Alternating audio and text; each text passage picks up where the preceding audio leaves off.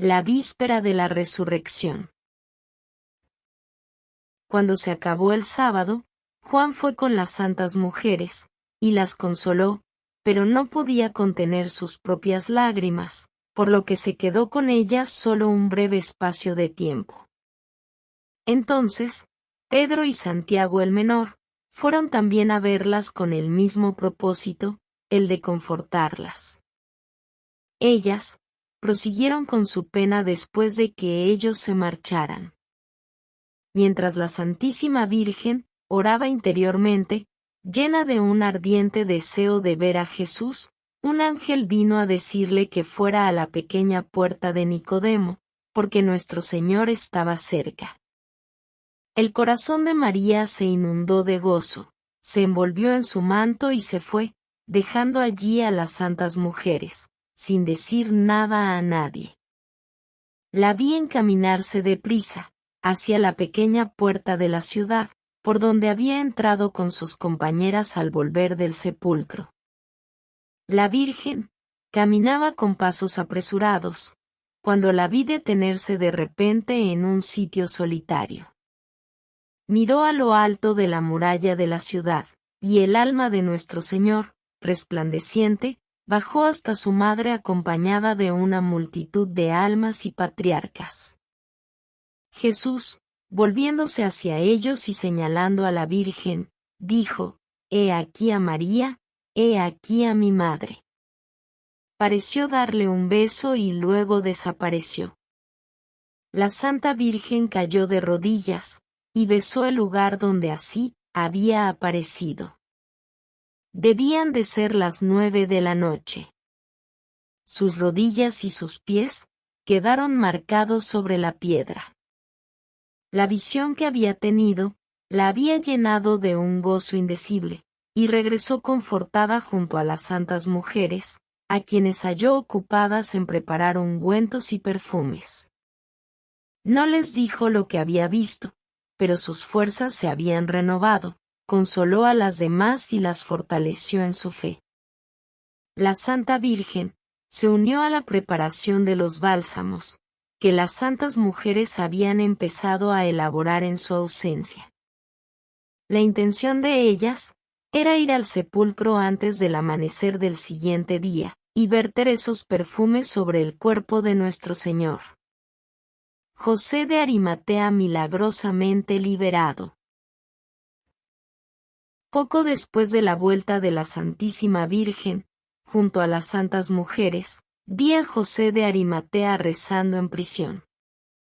De pronto, su celda se llenó de luz y oí una voz que lo llamaba por su nombre. El tejado se levantó dejando una abertura, y vi allí una forma luminosa que le echaba una sábana, que me recordó mucho la que había servido para amortajar a Jesús. José la cogió con ambas manos, y se dejó alzar hasta la abertura, que se cerró detrás de él. Cuando llegó a lo alto de la torre, la aparición desapareció.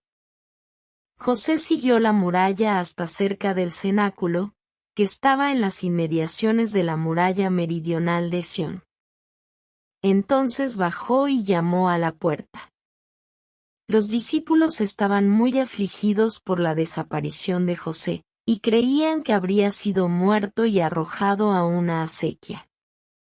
Cuando le vieron entrar, su alegría fue inmensa. Contó lo que le había sucedido, ellos dieron gracias a Dios. Después de comer un poco de lo que los discípulos le ofrecieron, se fue de Jerusalén, por la noche, y se dirigió a Arimatea, su patria. Allí permaneció hasta que supo que ya no corría peligro. La noche de la resurrección. Poco después, vi el sepulcro de nuestro Señor, todo estaba silencioso alrededor. 6 soldados montaban guardia de pie o sentados. Casio estaba entre ellos. Parecía hallarse en profunda meditación, y como a la espera de un gran acontecimiento. Vi el sagrado cuerpo, envuelto en la mortaja y rodeado de luz, reposaba entre dos ángeles que continuamente lo adoraban, uno a la cabeza y otro a los pies de Jesús, desde que había sido puesto en el sepulcro. Estos ángeles, por su postura y el modo de cruzar sus brazos sobre el pecho, me recordaron los querubines del Arca de la Alianza, mas no les vi las alas. Todo el Santo Sepulcro me recordaba muchas veces el Arca de la Alianza, en diversas épocas de su historia. Es posible que Casio percibiera la luz y la presencia de los ángeles, pues permanecía en contemplación delante de la puerta del sepulcro, como el que adora al Santísimo Sacramento. A continuación, vi el alma de nuestro Señor, acompañada de las almas de los patriarcas, entrar en el sepulcro a través de la piedra, y mostrarles todas las heridas de su sagrado cuerpo.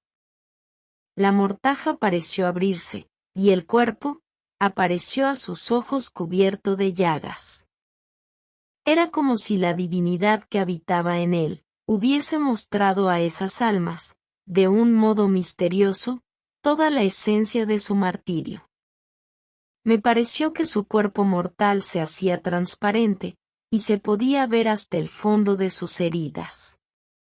Las almas que lo acompañaban estaban sobrecogidas y llenas de tristeza, y de una ardiente compasión.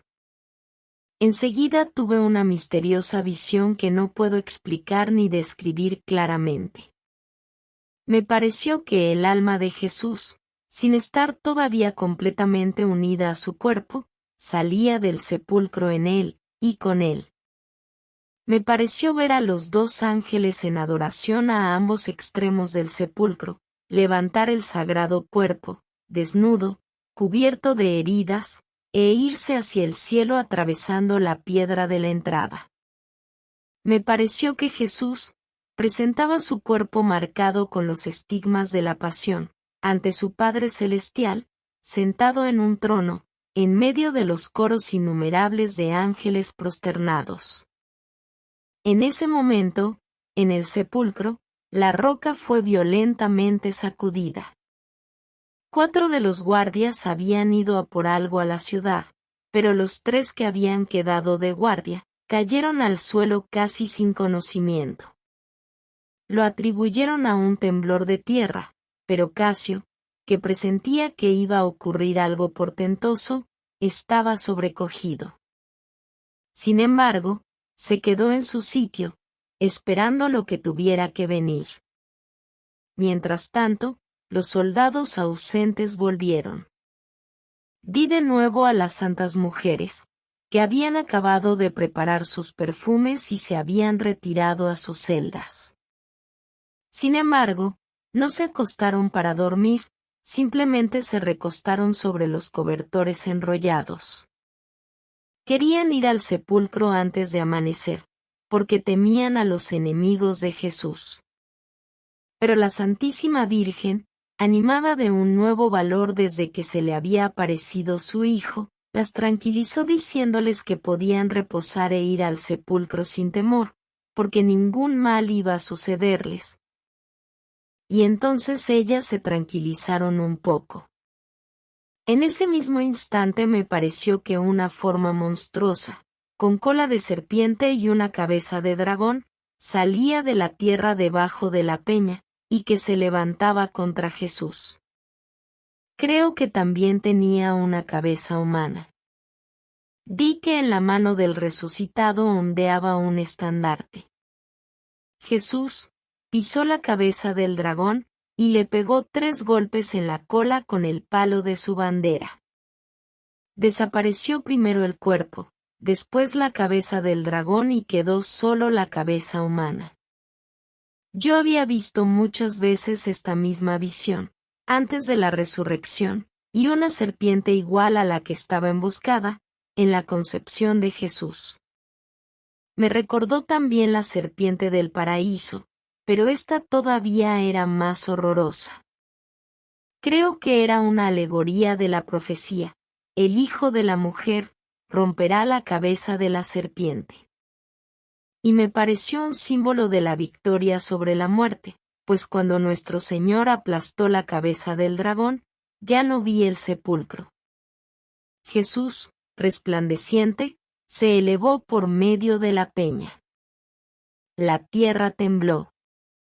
Uno de los ángeles guerreros se precipitó del cielo al sepulcro como un rayo, apartó la piedra que cubría la entrada y se sentó sobre ella.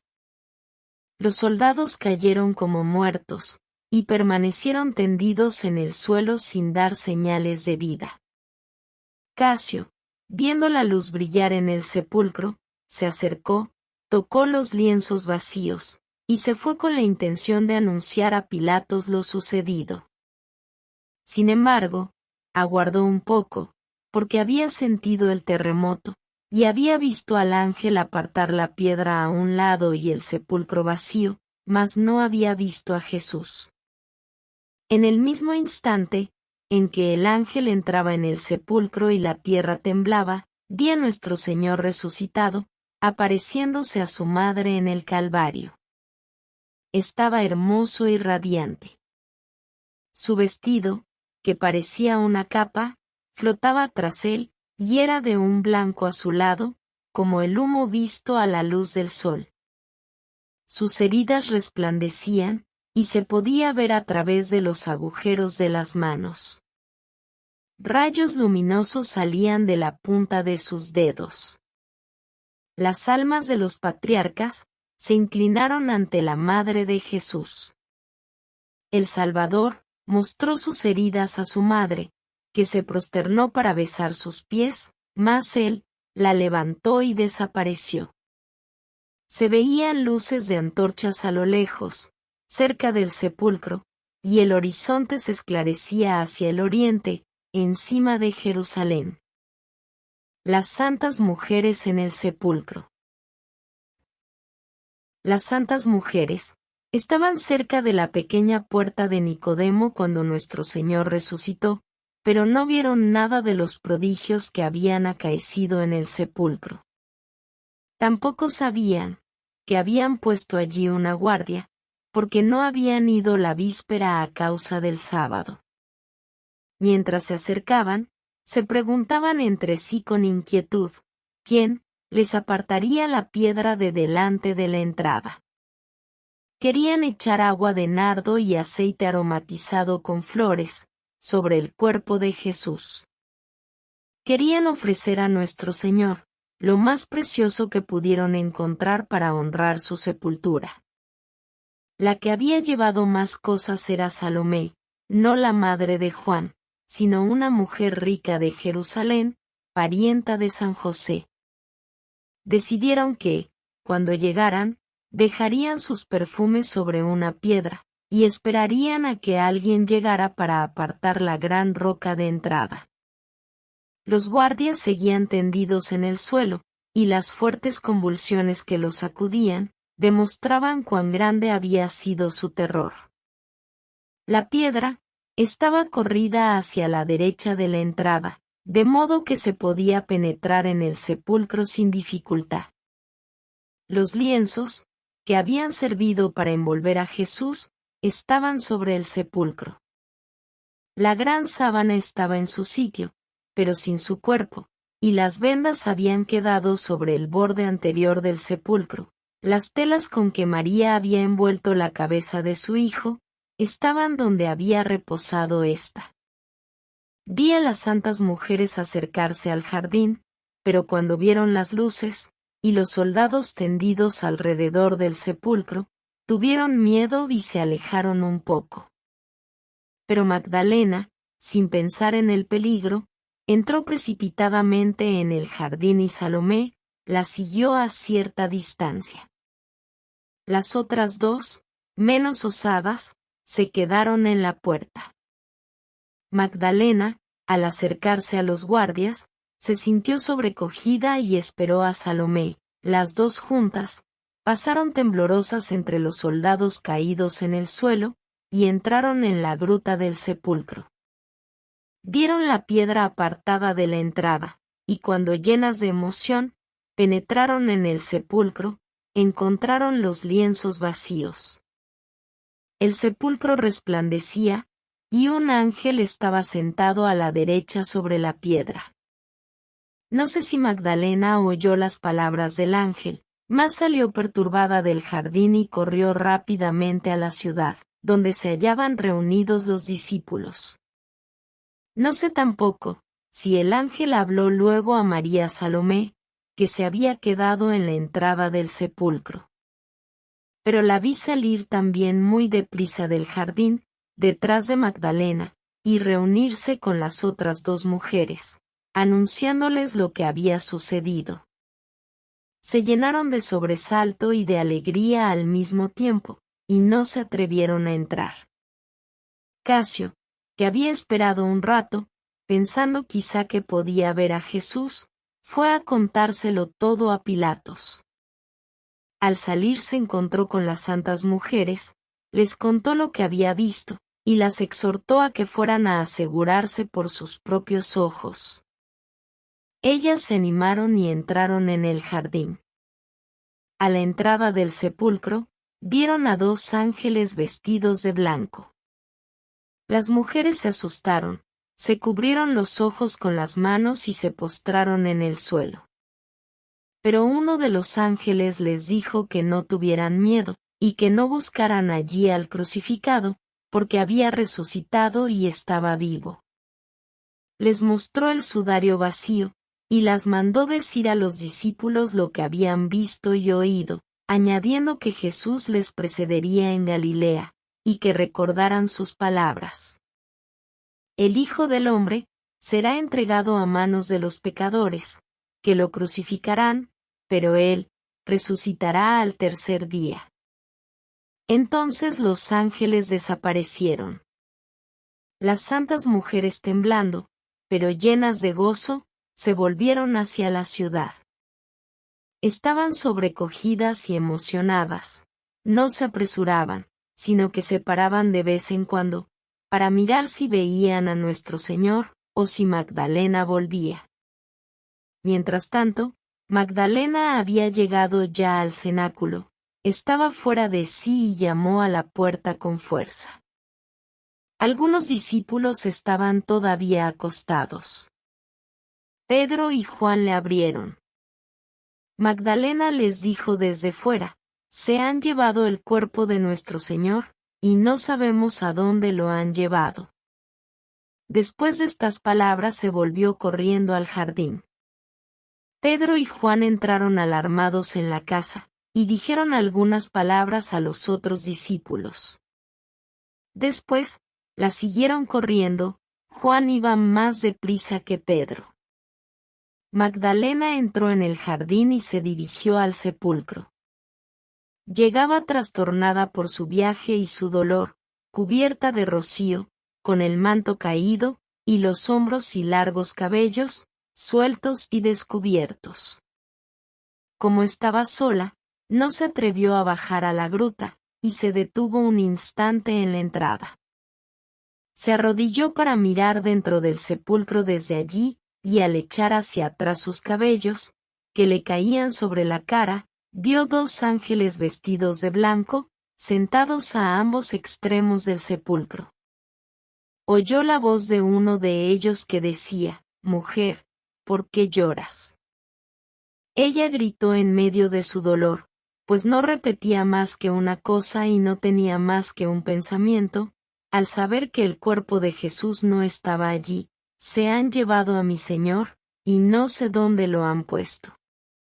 Después de estas palabras, se levantó y se puso a buscar frenéticamente aquí y allá. Le parecía que iba a encontrar a Jesús, presentía confusamente que estaba cerca de ella, y la aparición de los ángeles no podía distraerla de ese pensamiento. Parecía que no se diera cuenta de que eran ángeles, y no podía pensar más que: Jesús no está allí, donde está Jesús. La vi moverse de un lado a otro como una persona que ha perdido la razón. El cabello le caía por ambos lados sobre la cara, se lo recogió con las manos, echándolo hacia atrás. Y entonces, a 10 pasos del sepulcro, hacia el oriente, En el sitio donde el jardín sube hacia la ciudad, vio aparecer una figura vestida de blanco, entre los arbustos, a la luz del crepúsculo. Y corriendo hacia él, oyó que le dirigía estas palabras: «Mujer, ¿por qué lloras?». Ella creyó que era el jardinero, y en efecto, el que hablaba tenía una azada en la mano, y sobre la cabeza un sombrero ancho, que parecía hecho de corteza de árbol. Yo había visto bajo esta forma al jardinero de la parábola que Jesús había contado a las santas mujeres en Betania, poco antes de su pasión. No resplandecía, sino que era simplemente como un hombre vestido de blanco visto a la luz del crepúsculo. El hombre le hizo de nuevo la pregunta: «¿Por qué lloras?», y entonces ella, en medio de sus lágrimas, respondió: «Porque han llevado a mi Señor y no sé a dónde. Si lo has visto, dime dónde está y yo iré por él». Y volvió a dirigir la vista frenéticamente a su alrededor. Entonces Jesús le dijo con su voz de siempre: «Magdalena». Y ella, reconociendo su voz y olvidando crucifixión, muerte y sepultura, como si siguiera vivo, dijo volviéndose de golpe hacia él: «Rabí». Y se postró de rodillas ante él, extendiendo sus brazos hacia los pies de Jesús. Mas él, deteniéndola, le dijo: «No me toques, pues aún no he subido hasta mi Padre. Ve a decirles a mis hermanos, que subo hacia mi Padre y vuestro Padre, hacia mi Dios y el vuestro». Y desapareció. Jesús le dijo: «No me toques», a causa de la impetuosidad de Magdalena, que pensaba que él vivía la misma vida de antes. En cuanto a las palabras, «aún no he subido a mi Padre», quería expresar que aún no había dado las gracias por la obra de la redención a su Padre, a quien pertenecen las primicias de la alegría. En cambio ella, en el ímpetu de su amor, ni siquiera se daba cuenta de las cosas grandes que habían pasado, y lo único que quería era poderle besar, como antes, los pies. Después de un momento de perturbación, Magdalena se levantó y corrió otra vez al sepulcro. Allí vio de nuevo a los ángeles, que le repitieron las palabras que habían dicho a las otras mujeres. Entonces, segura del milagro, se fue a buscar las santas mujeres, y las encontró en el camino que conduce al Gólgota. Toda esta escena no duró más de 2 o 3 minutos. Eran las 2:30 cuando nuestro Señor se había aparecido a Magdalena, y Juan y Pedro llegaban al jardín, justo cuando ella acababa de irse. Juan entró el primero, y se detuvo a la entrada del sepulcro, miró por la piedra apartada y vio el sepulcro vacío. Después llegó Pedro y entró en la gruta, donde vio los lienzos doblados. Juan le siguió, e inmediatamente creyó que había resucitado, y ambos comprendieron claramente todas las palabras que les había dicho. Pedro escondió los lienzos bajo su manto y volvieron corriendo. Los 2 ángeles seguían allí, pero me parece que Pedro no los vio. Juan dijo más tarde a los discípulos de Emaús, que había visto desde fuera a un ángel. En ese momento, los guardias revivieron, se levantaron y recogieron sus picas y faroles. Estaban aterrorizados. Los vi correr hasta llegar a las puertas de la ciudad. Mientras tanto, Magdalena contó a las santas mujeres que había visto a nuestro Señor, y lo que los ángeles le habían dicho. Magdalena se volvió entonces a Jerusalén, y las mujeres se dirigieron al jardín, pensando encontrar allí a los 2 apóstoles. Cuando ya estaban cerca, Jesús se les apareció, vestido de blanco, y les dijo: «Yo os saludo». Ellas se echaron a sus pies, anonadadas. Él les dijo algunas palabras, y parecía indicarles algo con la mano, luego desapareció. Entonces estas mujeres corrieron al cenáculo, y contaron a los discípulos que allí habían quedado, lo que habían visto. Estos no querían creerlas ni a ellas ni a Magdalena, y calificaban todo lo que les decían de sueños de mujeres, hasta que volvieron Pedro y Juan. Al regresar, estos se habían encontrado también con Santiago el menor y Tadeo, que los habían seguido y estaban muy conmovidos, pues nuestro Señor se les había aparecido también a ellos cerca del cenáculo. Yo había visto a Jesús pasar delante de Pedro y de Juan, y me parece que Pedro lo vio, pues me pareció que sentía un súbito sobrecogimiento. No sé si Juan lo reconoció. Relato hecho por los guardias del sepulcro. Casio fue a ver a Pilatos una hora después de la resurrección. El gobernador romano estaba aún acostado cuando Casio entró. Este le contó con gran emoción todo lo que había visto, le habló del temblor de la peña, de la piedra apartada por un ángel, y de los lienzos que se habían quedado vacíos. Añadió que Jesús era ciertamente el Mesías, el Hijo de Dios, y que verdaderamente había resucitado. Pilato escuchó todo el relato con terror escondido, y sin querer demostrarlo dijo a Casio: «Esos son supersticiones. Has cometido una necedad al acercarte tanto al sepulcro del Galileo.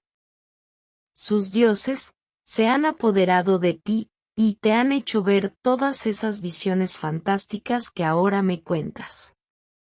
Te aconsejo que no digas nada de esto a los sacerdotes, porque ellos podrían perjudicarte».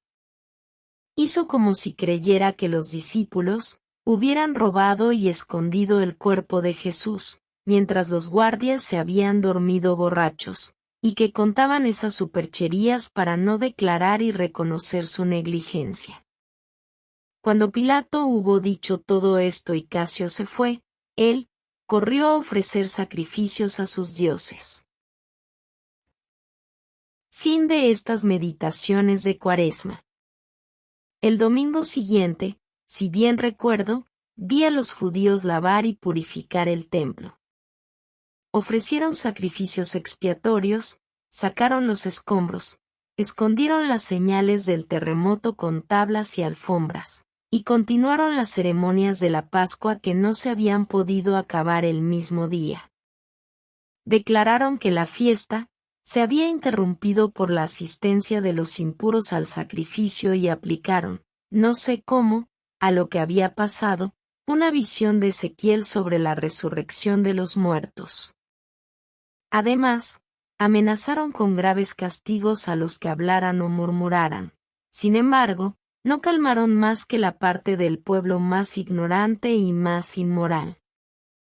Los mejores se convirtieron, primero en secreto, y después de Pentecostés, abiertamente.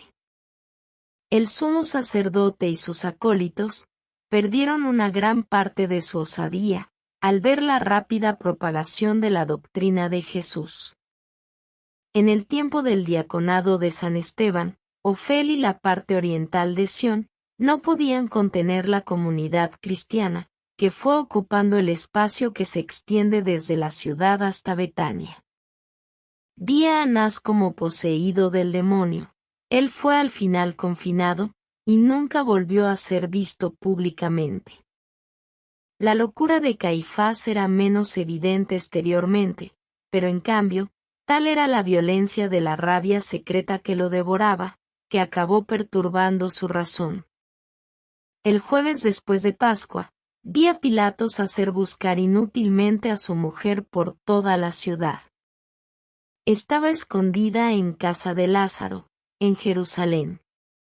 No lo podían adivinar, pues ninguna mujer habitaba en aquella casa. Esteban le llevaba comida, y le contaba lo que sucedía en la ciudad. Esteban era primo de San Pablo. El día después de la Pascua, Simón el Cireneo fue a ver a los apóstoles, y les pidió ser instruido y bautizado por ellos. Aquí se acaba la relación de estas visiones, que abarcan desde el 18 de febrero hasta el 6 de abril de 1823.